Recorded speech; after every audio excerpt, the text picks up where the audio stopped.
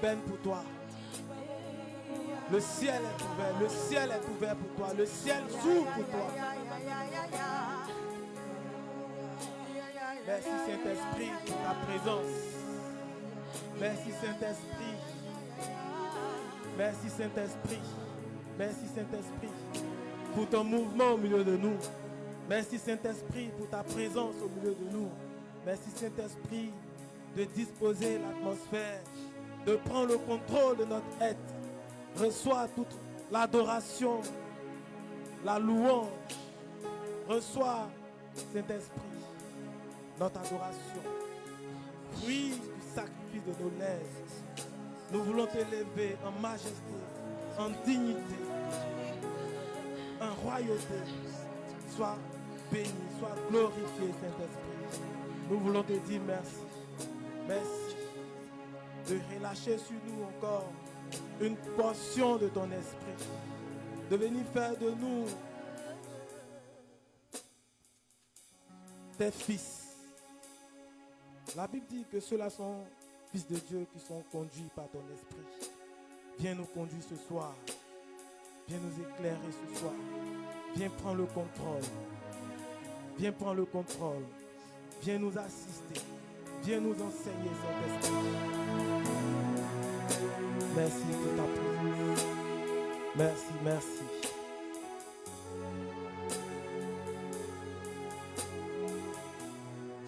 Et nous voulons te confier ce moment.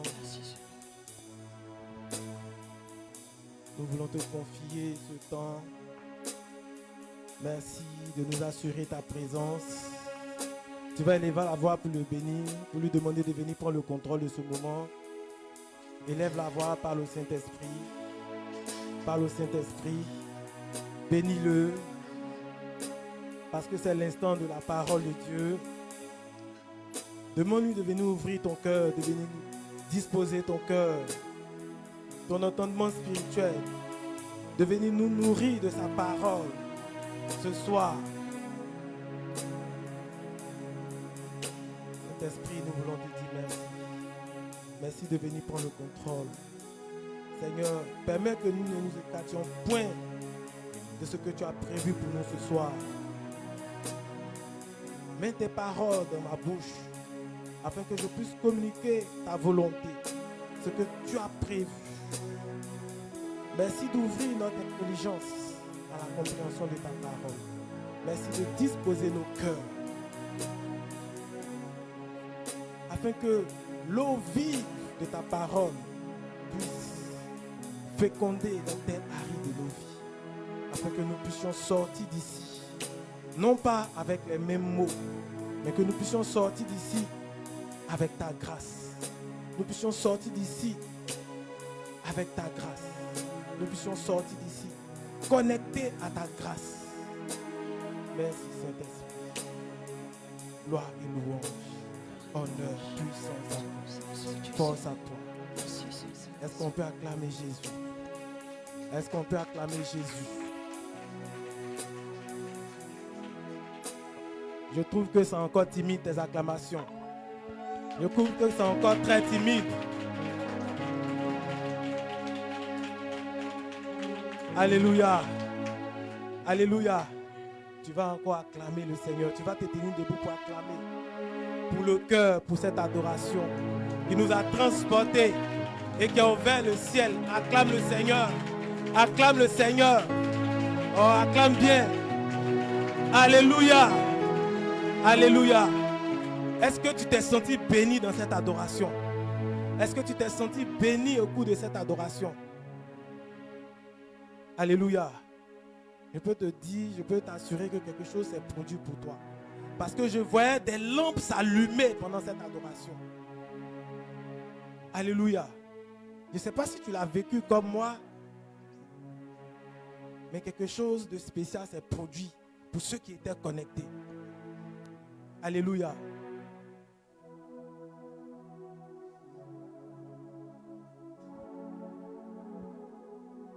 Ce soir, je vais bénir le Seigneur pour nos vies, pour la vie du premier responsable du ministère Divine Révélation, pour son épouse, pour tous ses enfants spirituels, pour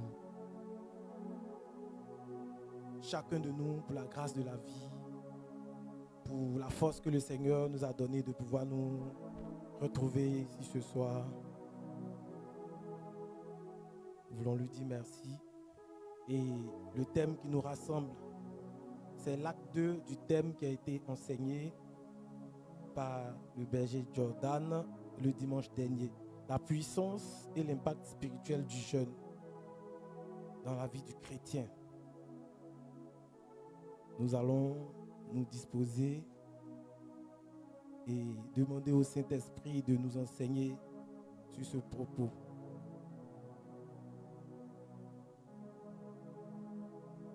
Je crois parler du jeûne, enseigner sur le jeûne, je veux dire que beaucoup, pour chacun de nous, nous savons déjà ce qu'est le jeûne. Et nous sommes dans un temps que l'Église nous donne, ce temps de carême, que l'Église nous donne, un temps de recueillement, un temps, on parle des 3 P, partage, pénitence, prière. C'est un temps privilégié pour nous de chercher la face de Dieu, de nous rapprocher de Dieu. C'est le moment par excellence du combat spirituel. Et à travers ce temps, l'un des piliers de ce temps, c'est la pénitence. Un des moyens de pénitence, c'est le jeûne. On ne peut parler de pénitence sans jeûne. Mais aujourd'hui, il va s'agir de nous entretenir sur la puissance et l'impact spirituel du jeûne dans la vie du chrétien. Vous voyez, quand nous avons conscience que la médecine et la science nous parlent de l'importance de la nourriture pour l'homme, on nous dit que la nourriture contribue à l'équilibre de l'homme. Et le corps humain est une structure par excellence créée par Dieu et qui a besoin d'énergie, qui a besoin d'assez de carburant pour fonctionner et pour trouver son équilibre. Et l'un des moyens pour le corps de trouver son équilibre, c'est l'alimentation. C'est le fait de se nourrir. Et aujourd'hui, la science insiste sur le fait de manger 3 repas par jour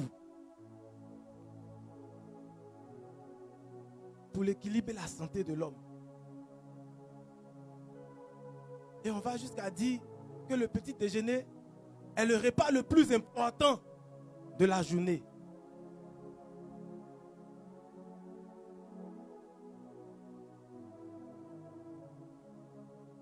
Mais il y a lieu de nous interroger.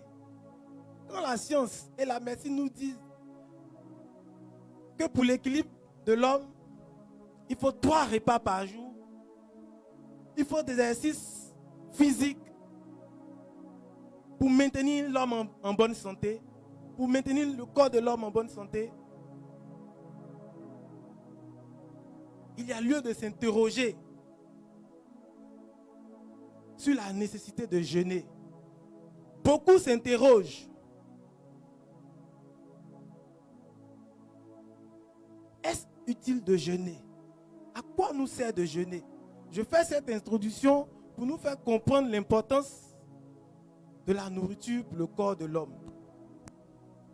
Et cette contradiction avec l'importance du jeûne. Si la nourriture est importante pour l'équilibre et pour la santé de l'homme, à quoi est-ce bon de jeûner? À quoi est-ce que le jeûne nous est utile ou nous sera utile? Et donc, pourquoi jeûner? Pourquoi jeûner?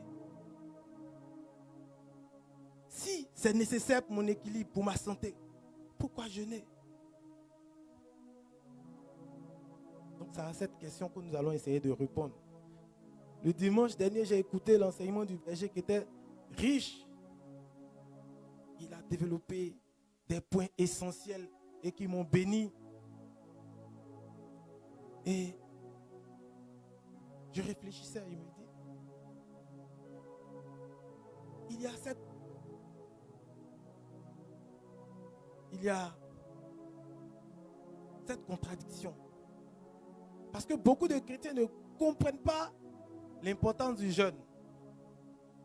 Beaucoup de chrétiens, aujourd'hui, on va jusqu'à remplacer le jeûne par de bonnes habitudes. Moi, je n'ai rien contre ça, je suis d'accord. On peut jeûner et s'abstenir de la colère.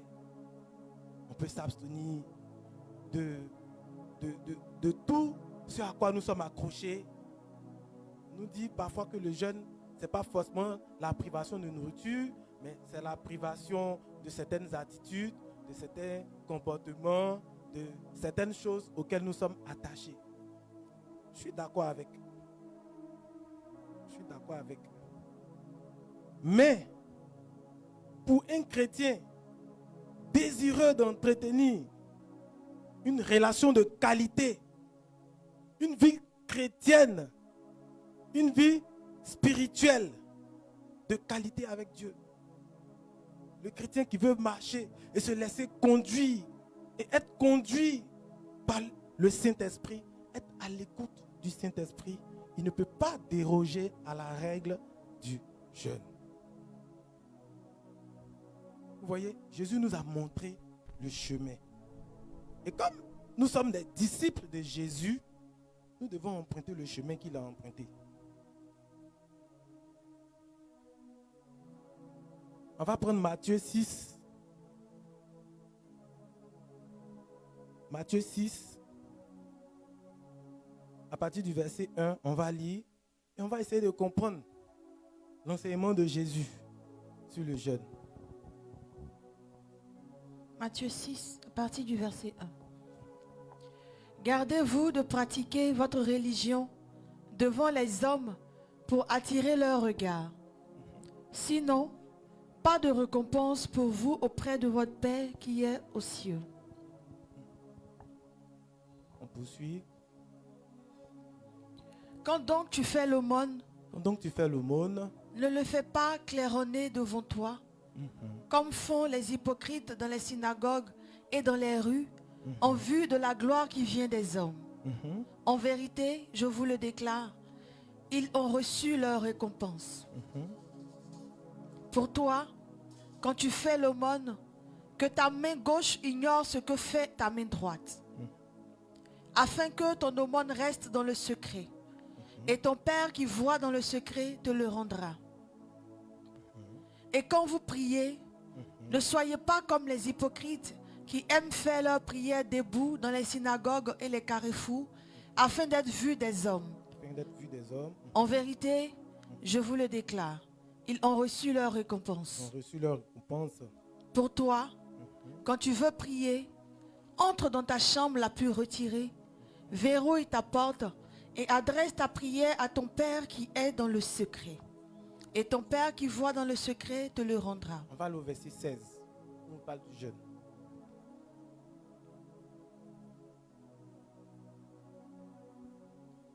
Quand vous jeûnez, ne prenez pas un air sombre. Comme font les hypocrites. On va s'arrêter là. Ici c'est français. Hein? Il commence par sa phrase par quand vous jeûnez. Il ne dit pas si vous jeûnez. Si, c'est une condition. Il dit quand vous jeûnez. Pour nous dire que le jeûne, ça fait partie de la pratique spirituelle. C'est quelque chose qui est normal pour le croyant. Les thèmes que Jésus utilise, tous les thèmes que Jésus utilise sont importants. Pour dire que le jeûne fait partie intégrante de la vie chrétienne. Il n'a pas dit si vous jeûnez. Il dit quand vous jeûnez. Donc, Jésus ici est en train de faire ce reproche aux pharisiens pour leur dire quand vous jeûnez. Donc, ça veut dire qu'ils avaient l'habitude de jeûner. Vous voyez? la pratique du jeûne. Dans l'Ancien Testament, le jeûne était pratiqué. Le jeûne est une pratique spirituelle déjà avant même que le christianisme ne naisse, était déjà pratiqué par certaines religions, par certaines cultures comme forme de purification, comme forme de mortification. C'est ainsi que dans l'Ancien Testament, le jeûne est pratiqué pour faire pénitence et pour chercher le pardon de Dieu, pour l'expiation des péchés. Et c'était pratiqué, mais les hommes n'y accordaient pas l'importance. Les précisions que Jésus est venu faire ici, ce n'était pas pratiqué de cette façon, c'était une formalité. Dieu nous demande de jeûner pour expier nos péchés, pour obtenir le pardon.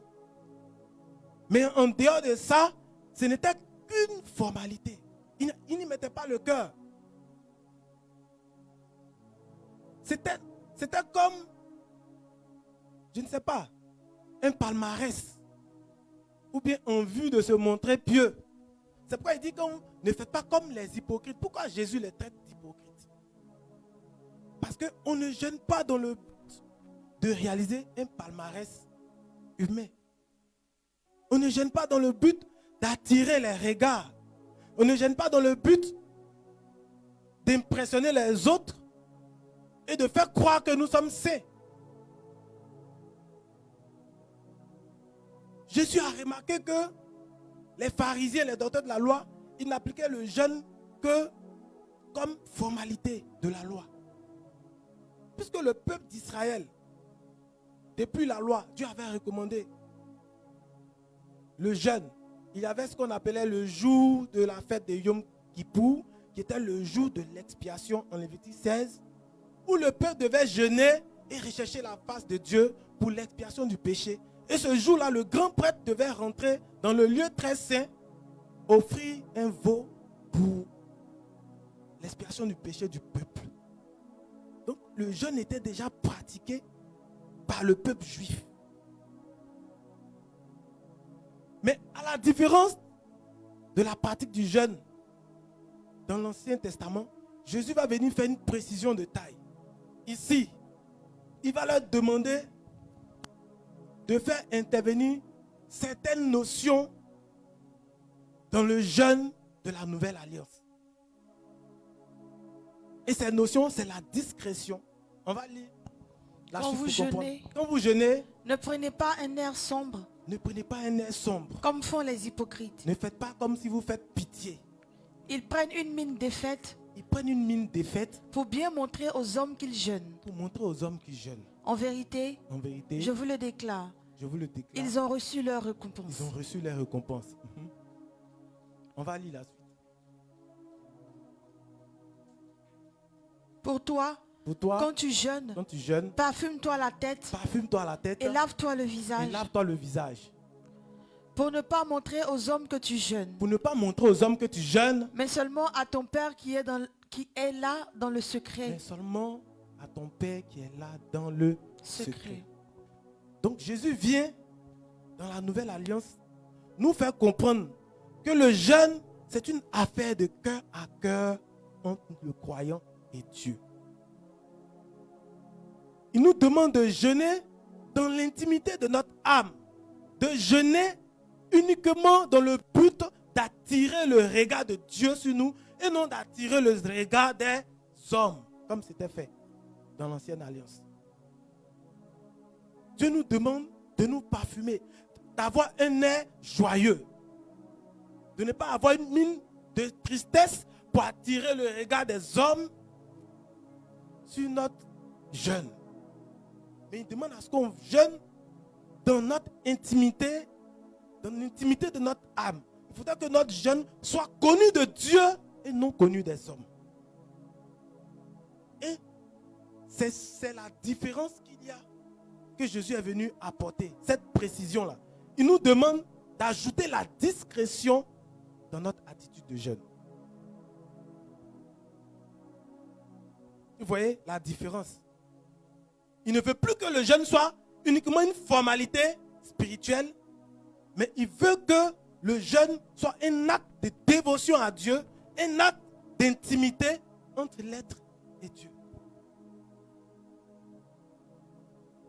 Et quand on lit ça, il y a une grande différence. La discrétion. Aujourd'hui, combien sont ceux qui jeûnent pour accomplir des palmarès humains? Combien sont ceux qui jeûnent dans le but de montrer aux autres qu'ils sont saints ou qu'ils sont spirituels? Non. Ne cherche pas à impressionner un homme avec ton jeûne, mais cherche à impressionner Dieu. Sans cela, Dieu dit que ceux qui jeûnent pour impressionner les hommes, ils ont déjà obtenu leur récompense. Mais si tu as obtenu ta récompense des hommes, tu n'auras plus rien de Dieu.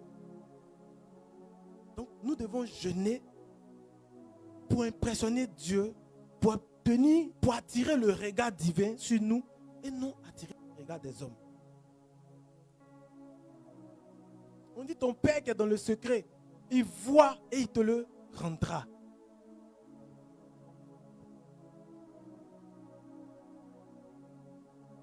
C'est cette différence qu'il y a. C'est cette précision que Jésus est venu apporter. Il nous demande de jeûner, mais de changer notre attitude dans le jeûne.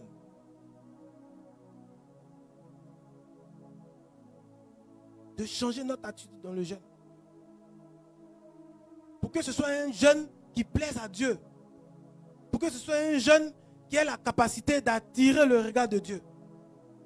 Et non d'attirer le regard des hommes. Et c'est très important. C'est une pratique ancienne, mais qui a un poids spirituel immense.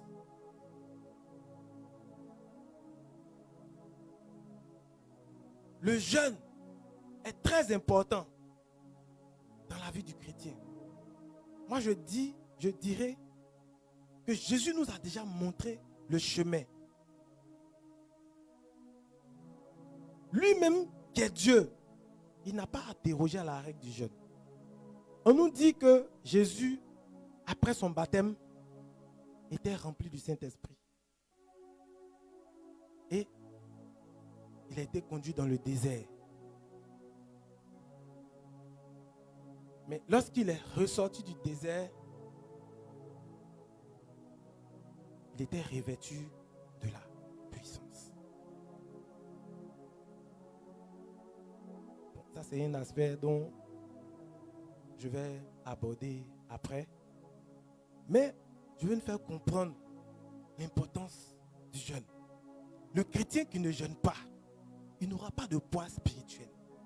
Le chrétien qui ne jeûne pas et qui passe son temps à manger et à dormir, il n'aura pas de poids spirituel. Il va demeurer un chrétien faible. Il va demeurer un chrétien charnel. Alors que la Bible nous dit que Jésus est venu pour créer des êtres spirituels. On nous dit que le premier homme, Adam, était un être de chair. Mais le deuxième homme était un homme qui est né de l'esprit. Et Jésus est venu pour créer des chrétiens spirituels. Des chrétiens nés de l'esprit. Qui ont la faculté de se laisser conduire par le Saint-Esprit. Mais si tu es un chrétien qui ne fait pas du jeûne, qui n'intègre pas le jeûne dans sa marche chrétienne, tu auras du mal à te laisser conduire par l'esprit. Tu auras du mal à entendre même la voix de Dieu. Tu auras du mal à faire la volonté de Dieu. Tu vas voir que tu auras des tendances charnelles. Tu auras plutôt des tendances charnelles que des tendances spirituelles. Alors que Saint Paul nous attire notre attention sur cela. Il dit, laissez-vous conduire par le Saint-Esprit. En Galates 5, verset 16, laissez-vous conduire par le Saint-Esprit afin de ne pas produire les œuvres de la chair. Les œuvres de la chair mènent à la mort, mais les œuvres de l'esprit mènent à la vie. Et si nous les chrétiens, nous voulons produire des œuvres de l'esprit, nous devons être des chrétiens qui marchons différemment. Des chrétiens qui arrivons à nous détacher de notre faculté chair pour nous introduire dans la grâce de l'esprit. Et tant que le chrétien ne va pas pouvoir faire, se détacher de sa chair, ne va pas pouvoir faire ce pas-là pour aller vers l'esprit, pour tendre vers l'esprit, il sera un chrétien charnel. Il sera un chrétien faible. C'est en cela que le jeûne est important. Je vous dis, même de l'autre côté, les autres jeunes, ceux qui ne sont pas chrétiens, ils connaissent l'importance du jeûne. Satan va t'empêcher de prendre le chemin du jeûne. Parce qu'il sait ce qui est en toi. Il sait ce que Dieu a mis en toi. Il sait que si tu te laisses tendre vers les tendances de l'esprit, tu seras dangereux pour le royaume des ténèbres. C'est pourquoi il nous empêche, il nous maintient dans la lourdeur. Remarque, le chrétien qui n'arrive pas à jeûner, c'est un chrétien en général dont la vie de prière est morte. Un chrétien qui est mort.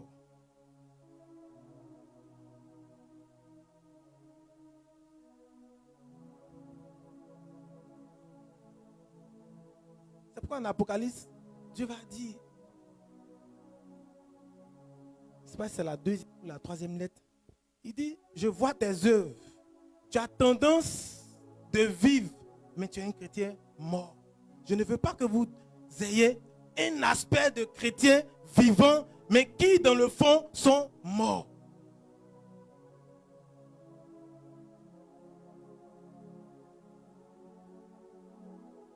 Donc, le jeûne, on va parler des avantages spirituels du jeûne, mais on va parler de pourquoi jeûner. Il faut comprendre pourquoi nous devons jeûner. C'est très important. Le jeûne, déjà dans la base, c'est un acte de renoncement à Dieu. Ne le voyez pas seulement comme le fait de s'abstenir de nourriture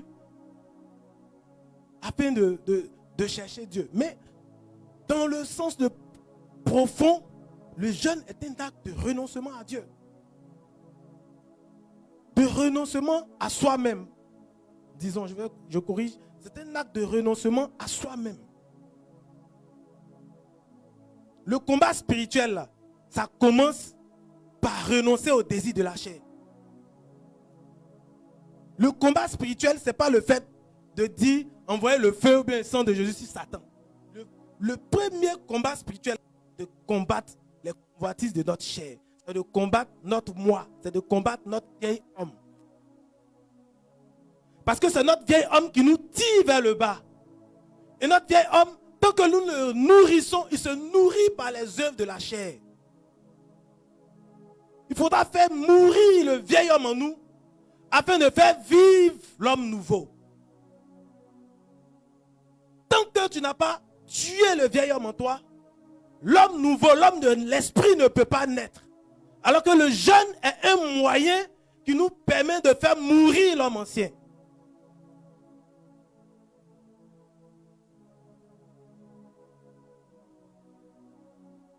Vous voyez, ce que Dieu veut, ce n'est pas les convertis. Dieu veut des chrétiens qui sont nés de nouveau. Il y a beaucoup de convertis, mais il y a peu de naissances.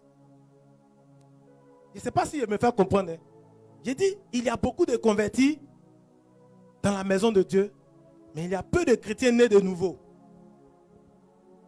Ce que Dieu recherche, ce n'est pas des convertis seulement, mais c'est des chrétiens nés de nouveau. Si tu restes au stade de la conversion, tu ne vas pas avancer avec Dieu. C'est pourquoi Dieu pouvait dire à Nicodème, toi qui es un docteur de la loi, tu ne connais pas ces choses. Nicodème était converti, il connaissait la loi de A à Z. Mais il n'était pas né de nouveau. C'est pourquoi je dis, Il y a beaucoup de conversions, mais peu de naissance à la vie spirituelle. Il faut naître à la vie spirituelle.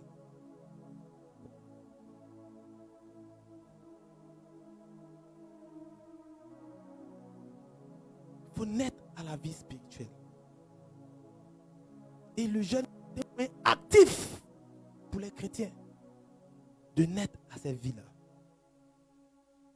Jésus qui était Dieu, tous les chemins que Jésus a empruntés, c'était un enseignement pour nous montrer que bien que lui il est Dieu, il pouvait manifester l'autorité et la puissance qui était pleinement en lui. On dit en lui réside la plénitude de la grâce, la plénitude de la divinité. Il aurait pu ne pas emprunter ce chemin, mais il a fait pour que nous sachions que c'est important, que c'est le passage.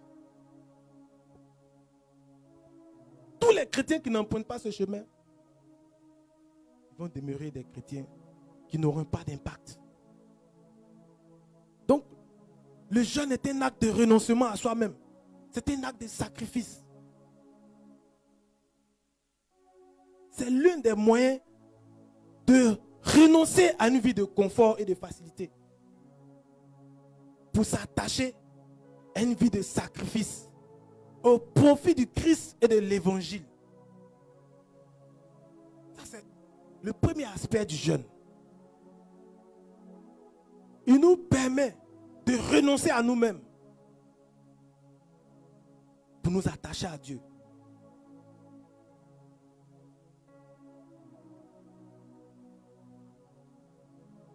C'est très important. Et il y a plusieurs situations dans la vie du chrétien qui peuvent le pousser à jeûner. Il y a plusieurs situations dans la vie du chrétien qui peuvent le pousser à jeûner. On jeûne dans le temps de carême pour rechercher la face de Dieu. Pour chercher le pardon de Dieu. Pour obtenir sa clémence, sa miséricorde. Mais un chrétien qui est spirituel, il n'attend pas le temps de carême pour jeûner. Un chrétien qui est conduit par l'esprit. Parfois, l'esprit lui-même te pousse à jeûner. Parfois, l'esprit lui-même te propose des temps de jeûne. En fonction de ta marche, en fonction de l'adversité qui est devant toi. Mais tu es là, si tu passes ton temps à manger et à ne pas écouter la voix de l'esprit, tu ne peux pas savoir. Mais si tu as l'écoute de l'esprit, parfois le Saint-Esprit lui-même va te proposer de jeûner. Va te mettre à cœur de prendre des temps de jeûne. Et les jeûnes les plus actifs, les plus puissants, ce sont ceux qui sont proposés par l'esprit. Qui sont conduits par l'esprit. Parce que quand il y a un combat devant toi, et que le Saint-Esprit te met à cœur de prendre un temps de jeûne, c'est parce qu'il a vu quelque chose devant. Quand tu deviens un chrétien mature, le jeûne n'est plus pour toi. Tu ne dois plus attendre forcément le temps de carême. Tu dois t'organiser. Et tu dois introduire le jeûne dans ta vie, dans ta marche chrétienne.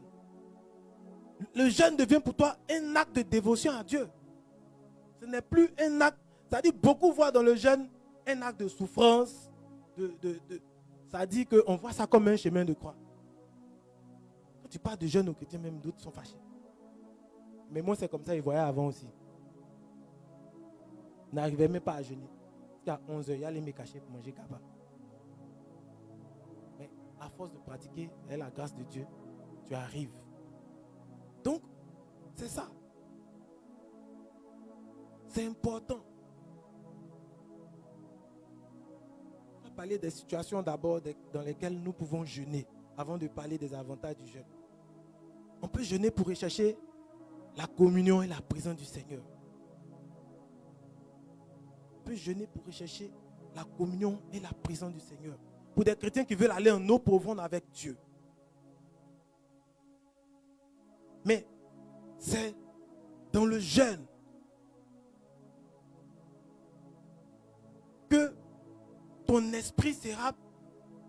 C'est-à-dire que à force de pratiquer le jeûne, il va tuer en toi les désirs de la chair. pour faire la place à l'esprit. Parce que tant que la maison n'est pas balayée, tant qu'en toi, il y a un combat, Dieu ne peut pas venir. Le Saint-Esprit qui est le temple de notre corps, qui est le temple de l'esprit, ne peut pas venir prendre place en nous. Nous devons faire de la place à l'esprit.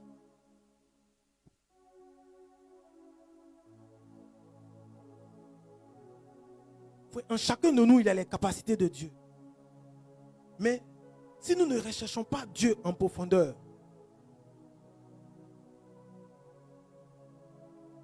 nous n'allons pas le trouver. Le jeûne est un moyen actif pour trouver Dieu.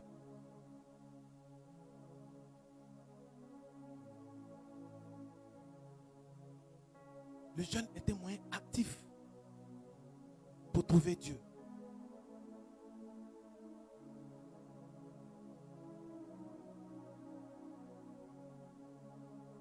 Et comme en deuxième point, j'ai dit les situations dans lesquelles on peut jeûner. Premier point, on peut jeûner pour rechercher la communion et la présence de Dieu dans notre vie. On peut jeûner aussi pour que Dieu change ses décisions sur nos vies. On a le cas de Jonas, que Dieu a envoyé à Ninive pour aller prêcher le message de la repentance. Mais la Bible dit que quand Jonas allait prêcher, le peuple s'est repenti. Et Dieu a changé la sentence qu'il avait prise pour Ninive. Et dans nos vies aussi, quand nous nous tournons vers Dieu pour le rechercher dans le jeûne, s'il y avait des sentences qui pesaient sur nos vies, à cause de notre vie, de notre manière de vivre dans le désordre, quand nous prenons la résolution de chercher Dieu et d'aller à lui dans le jeûne, Dieu ôte la sentence qui pesait sur nos vies. Il revient sur sa décision.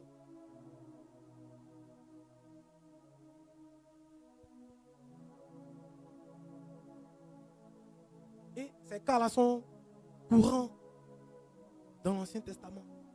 À chaque fois que Dieu était fâché contre son peuple et que Moïse intercédait et qu'il demandait au peuple de se purifier, de prendre un temps de jeûne, Dieu levait toujours la sentence qu'il avait prise contre son peuple. Pour te dire que quelle que soit la couleur de tes péchés, si tu reviens à Dieu dans le jeûne, Dieu va renoncer à la sentence qu'il avait prise. Donc, le jeûne était moyen de revenir à Dieu. C'est pourquoi il dit en Joël 2, on va prendre Joël 2, verset 12.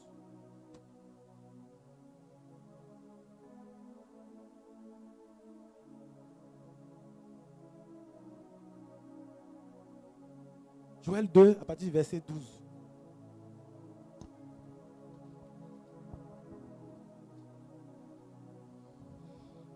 Joël 2, verset 12. Dès maintenant, oracle du Seigneur, revenez à moi de tout votre cœur, avec des jeûnes, des pleurs, des lamentations. Dieu demande à son peuple de revenir à lui, pas des jeûnes. Donc le jeûne est un moyen actif de réconciliation entre l'homme et son Dieu. Dieu nous demande de revenir à lui par le jeûne. Par le jeûne. Il a commencé par le jeûne. Parce que par notre action de sacrifice, nous montrons à Dieu dans l'état de notre cœur que nous sommes vraiment sincères dans notre démarche. Quand quelqu'un t'a offensé et puis il vient te demander pardon avec une attitude déconcertante, à la rigueur, il te balance le pardon à la je m'en fous. Est-ce que tu vas accepter ce pardon? Mais quand quelqu'un t'a offensé et qu'il vient, il se jette à tes pieds en te demandant pardon, il y a la différence dans les deux actes. Jeûner pour revenir à Dieu, c'est comme aller vers Dieu en se mettant à genoux pour attraper ses pieds. Il lui dit, Seigneur, je reconnais mes fautes. Et maintenant, je prends sur moi de te demander pardon, de revenir à toi, d'abandonner le mauvais chemin que j'avais pris. Il y a la manière. Même dans les pleurs et dans les lamentations, on peut ne pas être sincère. Quelqu'un peut pleurer. Quand on va au funérail, là, il y a des gens qui payent pour pleurer. Ce n'est pas leur funérail. Est-ce que c'est faux? Je connais nos cœurs. C'est pourquoi il dit, revenez à moi de tout votre cœur dans les jeûnes. Tu dois y mettre la sincérité. Tu dois y mettre le cœur. C'est là que ça touche le cœur de Dieu. Le jeûne était moyen actif de toucher le cœur de Dieu.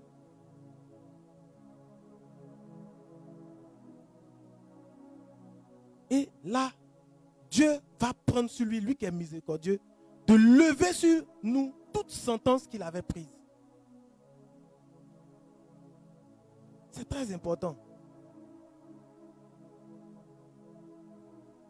En troisième point, on peut jeûner pour renverser les projets de l'ennemi. On peut jeûner pour renverser les projets de l'ennemi. Vous voyez, dans le livre d'Esther,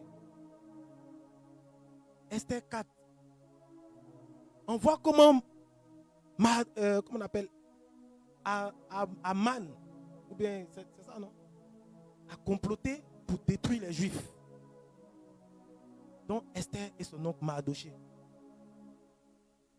Mais Esther, averti pas, va publier un jeûne de 3 jours qu'on appelle le jeûne d'Esther. Ici, je ne vais pas parler des différents types de jeûnes, mais je veux parler de la portée du jeûne dans la vie des chrétiens. On a vu comment Esther et le peuple vont jeûner pendant 3 jours pour attirer la faveur de Dieu et pour détourner le projet de l'ennemi sur leur vie. Donc lorsque tu vois que ta vie est menacée, lorsque tu vois qu'il y a un combat terrible sur le chemin de ta destinée, tu te lèves dans le jeûne pour que Dieu change la sentence. On ne dort pas. Tu peux voir un chrétien qui dort et qui rêve qu'on le poursuit la nuit, et puis il se lève, ça ne lui dit rien. J'ai dit parfois les chrétiens, ce n'est pas possible. Et ça peut venir trouver berger la nuit, chien m'a poursuivi. La nuit, bœuf m'a poursuivi. Mais tu n'as pas besoin d'attendre le jeûne. Le berger engage déjà le jeûne. Engage le combat. Dieu t'a donné une âme avec laquelle tu es en train de jouer. Mais quand tu te lèves dans le jeûne et que tu pries, tu es en train de montrer à Dieu que ton sujet là, ça t'intéresse. Que tu ne veux pas te laisser faire. En cela, Dieu va se lever pour toi. Vous ne savez pas qu'en vous, Dieu a mis une autorité, Dieu a mis quelque chose de puissant. Mais on va y arriver. Il faut se lever, il ne faut pas regarder.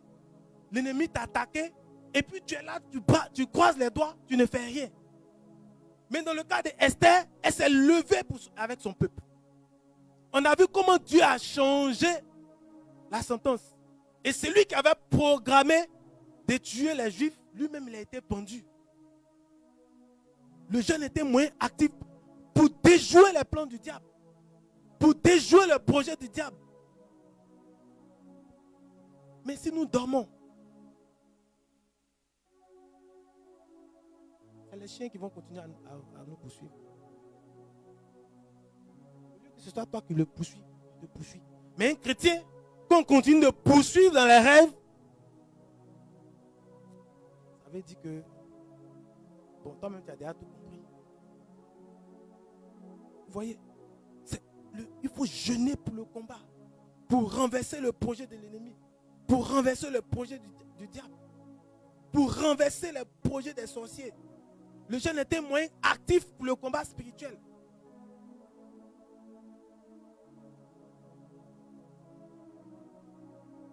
C'est très important. Un autre point que je vais aborder, il faut jeûner pour avoir la révélation de Dieu. On a vu le cas de Daniel. On a vu le cas de Daniel. Daniel, chapitre 9. Daniel même n'a pas jeûné. C'est le roi qui a jeûné. qui a rêvé. Et il va venir dire, si vous ne me dites pas le rêve que j'ai fait là, je vais vous tuer. Donc, regardez vous-même. Le président vient nous trouver ici, il dit, j'ai fait un rêve, il n'a pas compris. Si vous dites une révélation, vous ne me dites pas le rêve que j'ai fait. D'abord, vous devez me dire le rêve que j'ai fait et puis interpréter.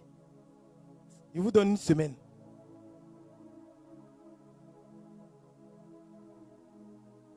Je ne sais pas, hein, c'est pour que vous compreniez un peu la portée. On dit, Daniel va faire quoi? Il va se recueillir dans le jeûne. Il va chercher Dieu dans le jeûne et la prière. Et Dieu va lui donner la révélation. Si tu veux être un chrétien qui est ouvert à la révélation de Dieu, que tu aies une vie de jeûne. Il y a un saint qui dit que les secrets de Dieu sont partagés à ceux qui ont une vie de jeûne et de prière, qui sont dans l'intimité de Dieu. Dieu ne partage pas ses secrets à tout le monde. Comme quand tu as un problème là, tu viens dire ça à qui? C'est à ceux qui sont proches de toi. Si tu es marié, c'est ton mari, tu dis d'abord. Puis à tes amis. Donc Dieu aussi, il a ceux qui il compte. Et quand il y a un problème qui le tient à cœur, ça se les vient dire. Oui, la vie chrétienne, c'est une relation d'amitié. Si tu es ami de Dieu, la Bible dit en Amos, chapitre 4, que rien n'arrive à ses serviteurs, les prophètes, qui ne leur révèlent. Quand tu es dans le secret de Dieu, même ce qui doit arriver à ta nation, Dieu te révèle. Ce qui doit arriver à ta famille, Dieu te révèle. Ce qui doit arriver à tes proches, Dieu te révèle. C'est pourquoi il nous a établis comme des guetteurs. Donc si toi, dans ta famille, Dieu t'a établi et qu'il y a des informations qui t'échappent, il faut déjà revoir ta relation avec Dieu. Le jeûne nous conduit à la révélation de Dieu. Daniel va recevoir la révélation du rêve. Et Dieu va lui donner la sagesse de pouvoir interpréter ce rêve. Le jeûne nous ouvre à la révélation de Dieu.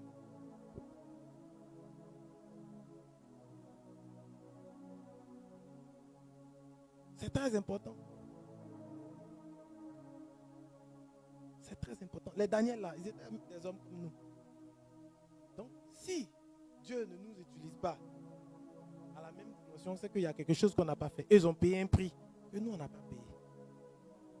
Si tu vois Dieu utiliser quelqu'un à une certaine portée, cette personne a payé le prix. Mais les chrétiens d'aujourd'hui, on ne veut pas payer le prix. Jésus même a payé le prix. Le prix que Jésus a payé est plus grand que le prix que nous payons. C'est pourquoi Dieu le Père l'a établi.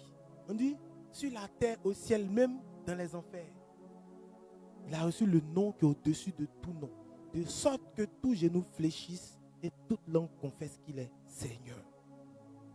Après avoir payé le prix. Quel est le prix que tu as payé pour Dieu? C'est ça. Tu ne peux pas avoir, comme le berger le disait, tu ne peux pas avoir de l'audience spirituelle si tu n'as pas payé le prix. C'est impossible. C'est impossible. Tu es dans un ministère d'intercession et tu dors. Tu n'arrives pas à te réveiller la nuit pour prier. Tu n'arrives pas à jeûner. Tu seras faible. Un berger qui prêchait une passée sur le jeûne, dont je vais taire le nom, qui expliquait une histoire. On dit dans un village baoulé, il y avait une rivière où il y avait un génie, ce fleuve-là, qui tuait les jeunes du quartier. Et les femmes commises du village vont prendre 30 jours de jeûne pour pouvoir combattre cet esprit qui était dans l'eau pour tuer. Donc, si dans le monde des ténèbres, même on jeûne 30 jours pour combattre un esprit, ce n'est pas vous les enfants de Dieu qui allez jouer. Ils connaissent l'importance et la portée spirituelle du jeûne. J'ai lu un livre sur des pratiques ésotériques que je jetais. Mais ce gars qui a écrit le livre, qui s'est converti au Duc Edeni, homme de Dieu, il dit qu'il était arrivé à un haut niveau où il faisait des incantations au bord de la mer pour aller rencontrer le prince de la mer. Mais pour faire ça, il devait se mettre dans une condition spirituelle où il jeûne 5 jours à 7 jours. Parce que s'il n'est pas prêt qu'il va, il va rester là-bas. Restez là dormir. Parce que un démon ne vous est pas apparu pour vous taper. C'est pourquoi vous dormez. Je vous dis. Je vous dis. Non, mais ce que je suis en train de dire, ce n'est pas de l'amusement. Hein. Surtout ceux qui sont dans la délivrance, ne vous amusez pas. Ne vous amusez pas. Moi, il y a un témoignage dessus qui n'est pas du jeu. Un jour, à la maison communautaire, on a fait la délivrance de cas de 2 jeunes filles d'un esprit humain de la sorcellerie. Et ce jour, quand on a fini de prier, on a prié de 22h à 4h pour leur délivrance. Quand je suis rentré dans la chambre, dès que je me suis couché, 15 minutes, l'assoupissement et la fatigue. Et l'expérience de l'intercession, pour dire à ceux qui sont dans l'intercession, ne jouez pas. Ce n'est pas de l'amusement, tu peux perdre la vie. Si tu t'amuses. Et quand je me suis couché, 15 minutes, un grand esprit de python est tombé sur moi dans la chambre. Tout est devenu noir, une odeur impossible. Je ne peux pas bouger, je ne peux pas me lever. Mais quand tu es ami de Dieu, il y a toujours le secours. Après quelques secondes, un grand feu est apparu de ma chambre avec mon ange gardien et l'esprit a dégagé. Pour dire que pour vivre des dimensions extraordinaires, tu dois aussi être dans une dimension qui permet à Dieu de t'alimenter. Parce que cet esprit-là ne voulait pas qu'on délivre la personne. Et je vous assure que dans les 5 minutes qui sont, la personne est venue taper ma porte. La personne s'est rendue compte que elle est arrivée sur un territoire où on ne joue pas. Parce que la personne est venue pour te peser spirituellement. Il ne faut pas t'amuser. Quand on dit que tu es dans l'intercession d'un groupe de prière qui fait la délivrance, il ne faut pas jouer. Tu ne sais pas quel esprit qu'elle a. Vous devez toujours être préparé avant de venir à la prière. Mais imaginez ce jour-là, si Dieu ne m'avait pas secouru à travers mon ange gardien, peut-être qu'il était mort. Et il y a beaucoup qui ont eu des cas comme ça. Ne jouez pas. On ne s'amuse pas. Ça dit que c'est l'expérience qu'on a vécue qu'on peut partager. Voilà. On ne joue pas avec ça. Il ne faut pas s'amuser.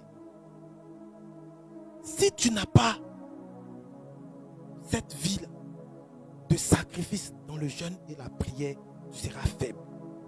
Dieu ne peut pas te pousser à un certain niveau.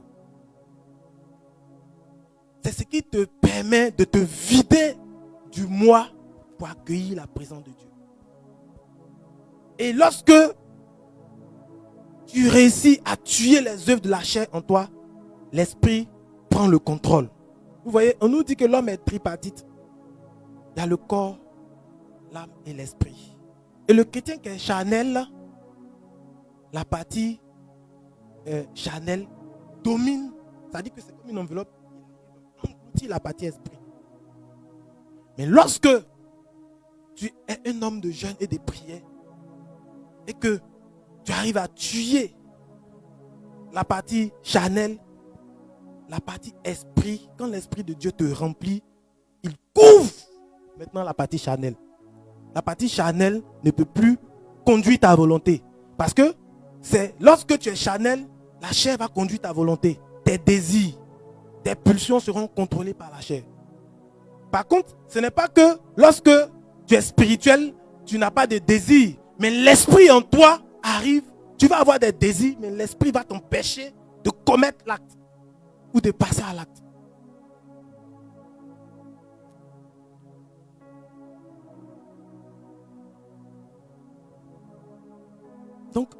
C'est très important. On peut jeûner pour briser une interférence spirituelle. En Daniel 10, on nous dit que Daniel a prié. Et le Seigneur va dire à Daniel, lorsque tu as prié là, j'ai entendu, il a dépêché un ange pour venir t'apporter la bénédiction. Mais il s'est trouvé le prince de Perse qui est venu et qui a bloqué l'ange de ta bénédiction. Mais j'ai dépêché Daniel, le prince Michael, pour venir le secourir, pour venir le libérer.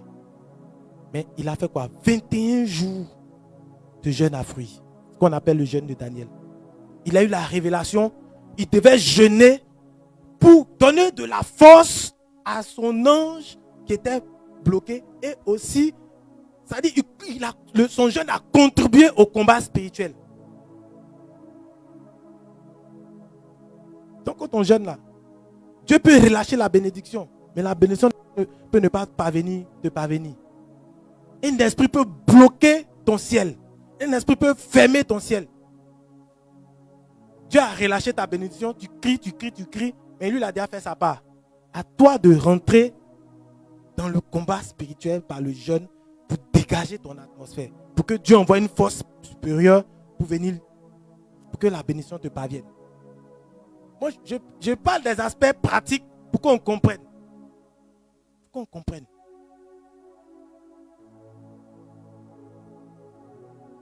Donc, on peut jeûner pour briser une interférence spirituelle. C'est très important.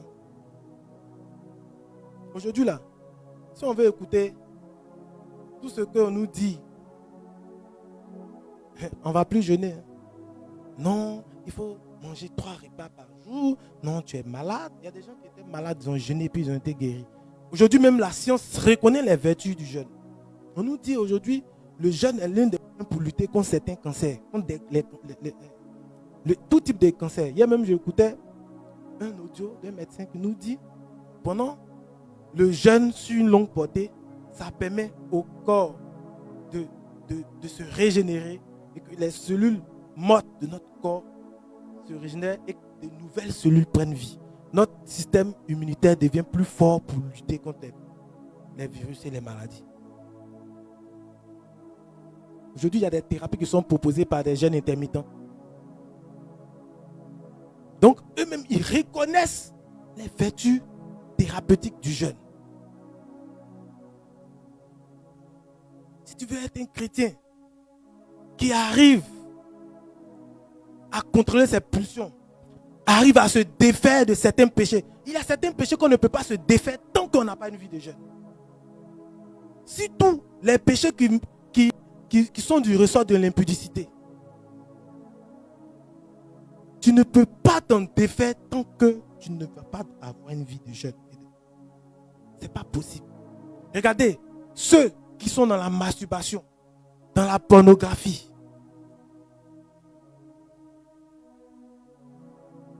c'est difficile de se dégager de ce type de péché-là. Tant que tu ne vas pas résolument avoir une vie de jeûne, ce sera difficile. C'est seulement en pratiquant une vie de jeûne régulière et de prière que tu vas pouvoir contrôler tes pulsions, que Dieu va te libérer de ça.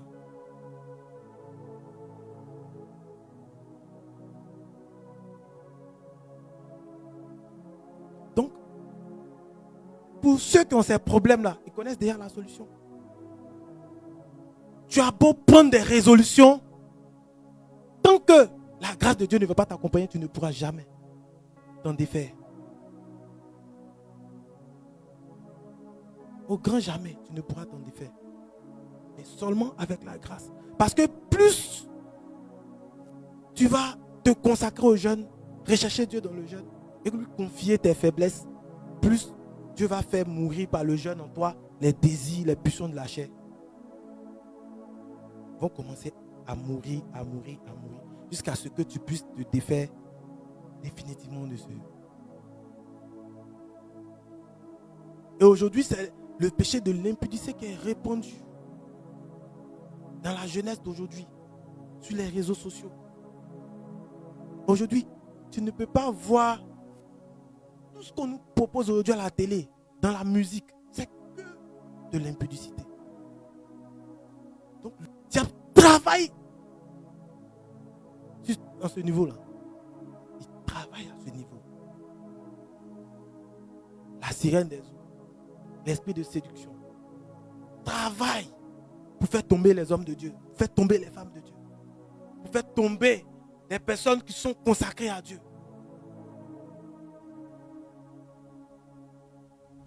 Le royaume des ténèbres organisé, hein, il peut t'étudier pendant des années pour te faire tomber. Il peut t'étudier pendant des années. Tu es un homme puissant que Dieu utilise puissamment. Ils vont t'étudier. Et si on sait que tu aimes femme, ils vont mettre femme qui a ton goût. On va t'étudier jusqu'à... On attend le jour où tu seras faible. Quand le diable a attaqué Jésus, là, on dit il s'est retiré, non? Quand Jésus a fini de le vaincre par la parole, on dit il s'est retiré pour attendre le moment favorable. Il va attendre le moment favorable. Un jour de réjouissance, tu as mangé, tu as bu un peu, tu t'es laissé aller un peu. Et puis, si c'est l'argent que tu aimes aussi, j'ai dit le diable, il est intelligent, il est puissant. C'est pourquoi nous avons besoin de l'Esprit de Dieu pour le vaincre. Quand il dit puissant, la Bible même dit qu'il est puissant. Il ne faut pas dire jamais puissant. Mais Dieu est tout puissant. C'est ça la différence.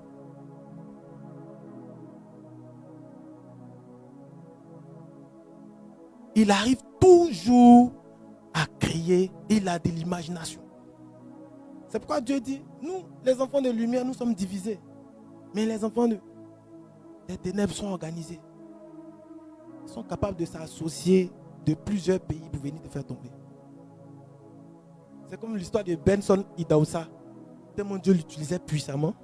Il est parti à une conférence, je crois, dans un pays anglophone. Je ne sais pas dans quel pays. C'est un de ses livres qui nous explique qu'ils vont louer une journaliste pour venir, l'hôtel qu'il a pris, pour venir dans son hôtel. Et ils vont faire la scène, elle va se mettre nue. Quand il va arriver, ils vont venir pour l'accuser de viol. Elle dit que quand elle est rentrée dans la chambre, elle s'est cachée dans le placard d'abord, le temps qu'il arrive pour qu'elle se mette en position.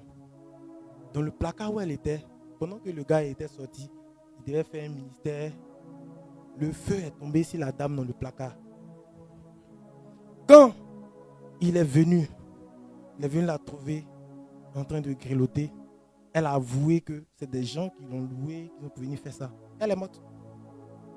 Elle a fini d'avouer, elle est morte. Pour dire qu'il y a des niveaux d'onction, on ne s'amuse pas avec.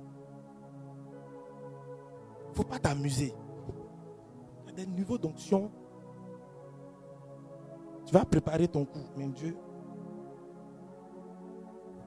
Mais c'est des gens qui étaient consacrés. C'est des gens que Dieu a utilisés à des dimensions. Dieu peut t'utiliser aussi.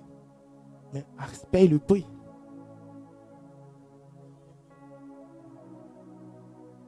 On peut jeûner pour être revêtu et rempli de la puissance du Saint-Esprit. On va prendre Luc 4. L'heure passe, on va prendre Luc 4. Après, je vais faire un récap, je vais passer rapidement.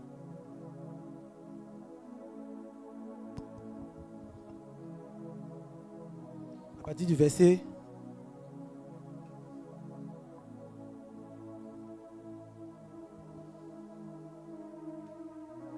14.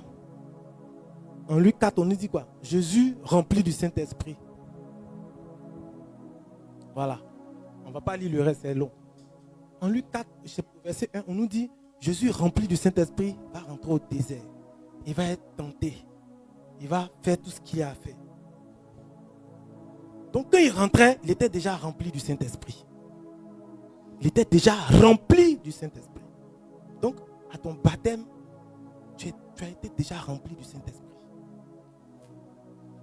Vous voyez? Mais on nous dit lorsque Jésus va ressortir, il va revenir en Galilée, il était quoi? Il est revenu avec la puissance de l'Esprit, revint en Galilée et sa renommée se répandit dans toute la région. Donc il y a une différence ici entre être rempli du Saint-Esprit et puis être revêtu de la puissance du Saint-Esprit. Il était rempli du Saint-Esprit. Il est rentré Mais après son jeûne de 40 jours, il est ressorti revêtu de la puissance du Saint-Esprit. Donc, le jeûne était moyen actif pour activer la puissance de l'Esprit dans la vie du chrétien. Tu peux être rempli de l'Esprit.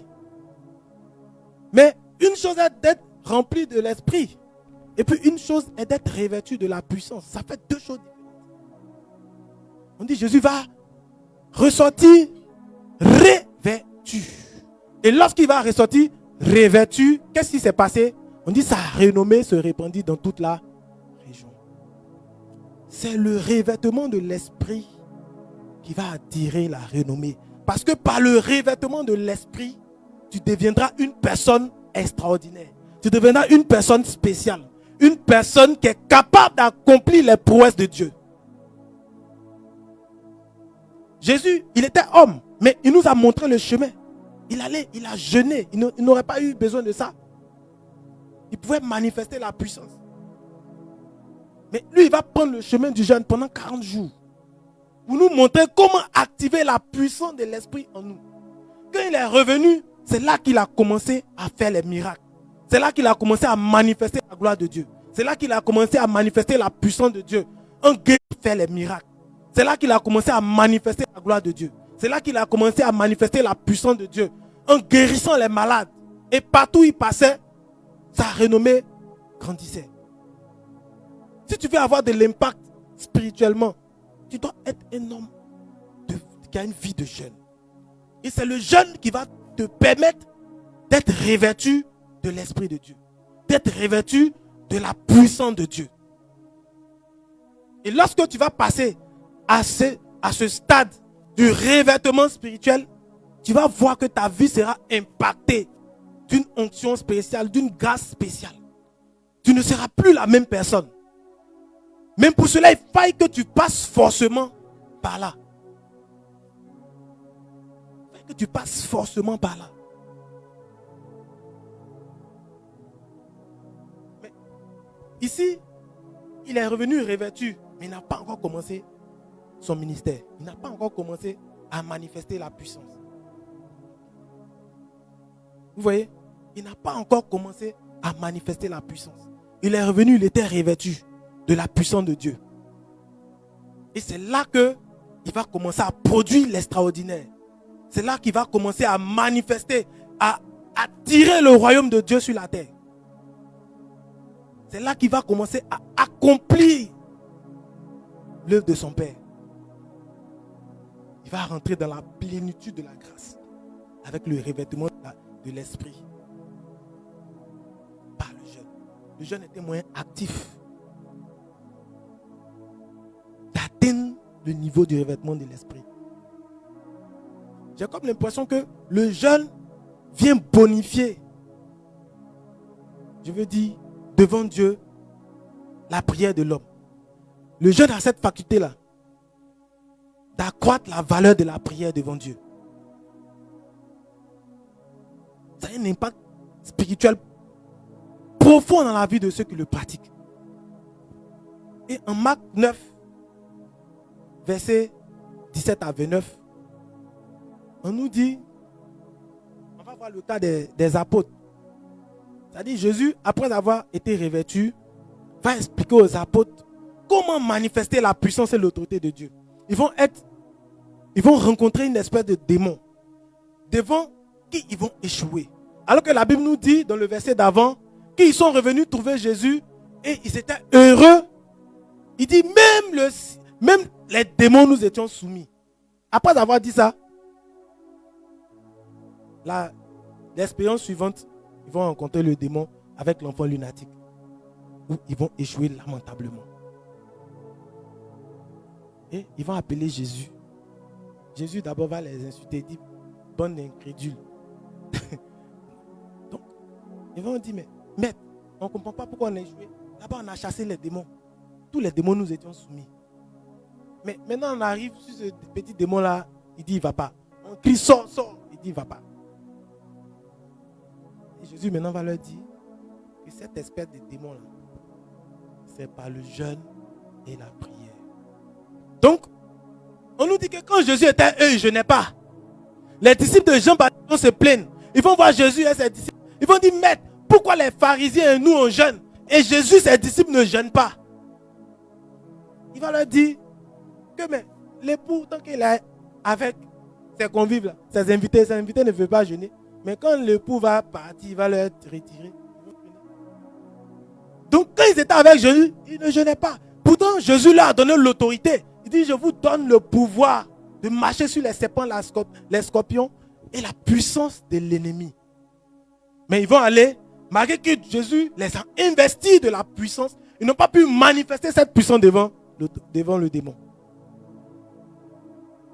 Donc, une chose est de recevoir l'autorité et la puissance. Une autre chose est de pouvoir manifester cette puissance, de pouvoir manifester cette autorité.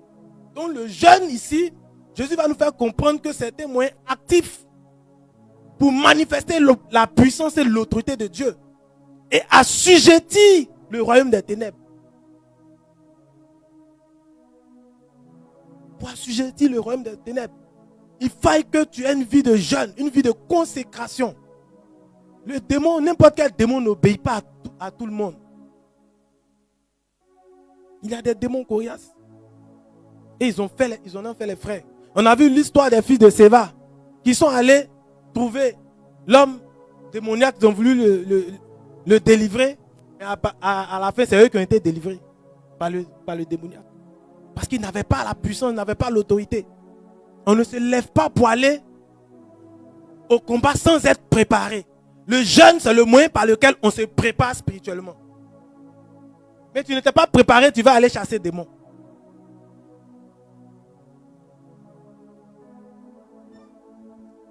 Donc, le jeûne est un moyen actif dans la vie du chrétien de pouvoir manifester l'autorité que Dieu lui a donnée. Si tu veux être un chrétien fort, un chrétien puissant, un chrétien d'impact, un chrétien qui a de l'impact et qui est capable par l'autorité que Dieu a mis en lui d'assujettir le royaume des ténèbres, tu dois être un chrétien qui a une vie de jeûne. Tu ne dois pas être exemple de vie de jeûne. C'est très important. Très très important. Je vais passer à un autre point. On peut jeûner pour recevoir la direction de Dieu et le discernement. En acte 13, on n'a pas beaucoup de temps. En acte 13, on va voir comment le Saint-Esprit va donner la direction à Paul et Barnabas. On dit, après avoir jeûné, prié, le Saint-Esprit dit, mettez-moi à part Paul et Barnabas pour l'œuvre à laquelle je les appelle. Mais depuis qu'ils ont été appelés, ils n'ont pas encore reçu la direction de Dieu. Mais quand ils se sont mis ensemble, ils se sont adonnés au jeûne, à la prière, le Saint-Esprit va leur donner avec précision, avec le discernement sur le ministère qu'ils doivent exercer et là où ils doivent aller. Ta vie de prière va emmener Dieu à te révéler les choses sur ta propre vie. Ce qui était caché. Lorsque tu commences à avoir une vie active dans le jeûne, Dieu va te révéler. Dieu va te donner clairement des instructions divines de comment tu dois marcher, de là où tu dois aller, de ce que tu dois faire. Si tu veux avoir la révélation de Dieu pour ta vie, pour ton ministère, pour tout ce que tu dois faire, il faut chercher Dieu dans le jeûne. Quand il dit aux chrétiens, cherchez la direction de Dieu dans tout ce que vous faites, même pour le mariage, il faut avoir le discernement dans tout pour ne pas mettre le pied là où on ne doit pas mettre.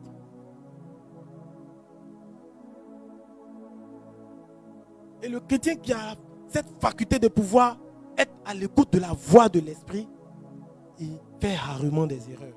Parce que lorsque tu veux accomplir un acte et que tu confies à Dieu, Dieu te montre clairement si tu dois t'engager ou pas.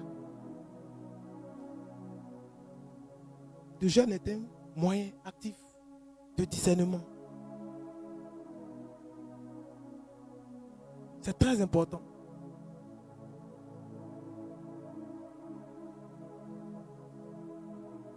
Le jeûne est aussi un moyen de nous affliger, de nous humilier devant Dieu. En Jacques 4, verset 10, le psaume 119, verset 67, on parle. Le psaume 35, verset 13, on parle. Par le jeûne, on s'humilie devant Dieu pour obtenir sa grâce. C'est un moyen d'affliction. C'est un moyen d'humiliation. C'est pourquoi le Seigneur va nous dire, Ésaïe 58, il dit, il va en vouloir aux enfants d'Israël leur attitude pendant qu'ils jeûnent. Il va dire, est-ce que le jour où on s'humilie pour chercher la face de Dieu, est-ce ce jour-là où on doit faire nos affaires? Est-ce ce jour-là où on doit faire des querelles? Parce que c'est un jour où on s'humilie devant Dieu. C'est un jour où on mortifie notre âme, où on recherche la grâce de Dieu.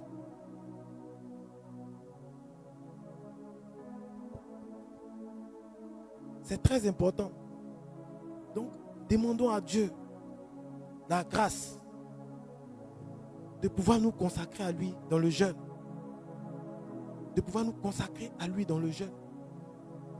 Le jeûne nous permet aussi de maintenir notre santé spirituelle. En Ésaïe 58, verset 8 à 9. Le jeûne nous permet de rester en bonne santé spirituelle. D'avoir du poids spirituel. De dégager une énergie spirituelle.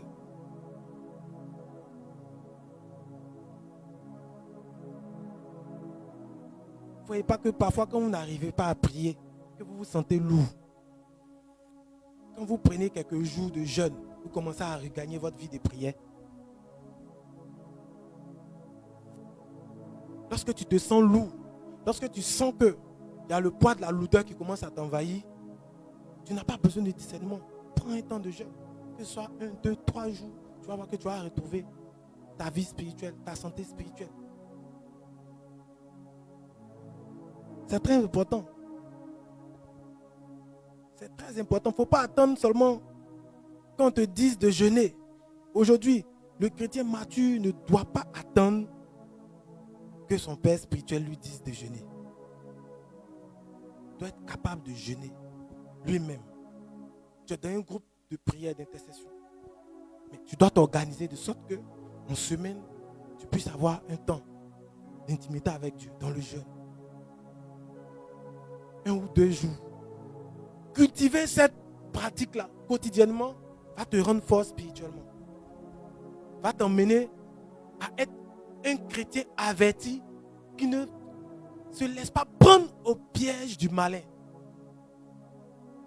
Dieu va te rendre fort spirituellement. Dieu va te rendre fort spirituellement. Mais il faut que tu te consacres à une vie de jeûne. C'est vrai, nous prions. Mais je dis que le jeûne a cette faculté-là d'accroître la valeur de la prière devant Dieu. La valeur de notre prière devant Dieu. Le jeûne rend efficace notre prière. Le jeûne rend efficace notre prière. Vous dites que c'est une dualité. Le jeûne rend efficace notre prière.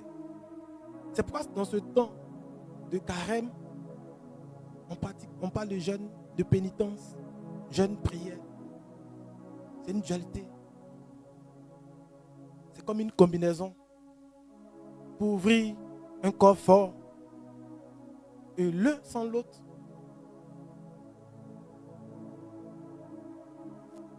Mais les deux utilisés ensemble nous rend forts et ont la faculté d'agir sur le cœur de Dieu. La faculté d'attirer le regard de Dieu et le dessein de Dieu sur notre vie. D'attirer le ciel sur notre vie. La faculté d'attirer la main de Dieu et la justice de Dieu sur notre vie.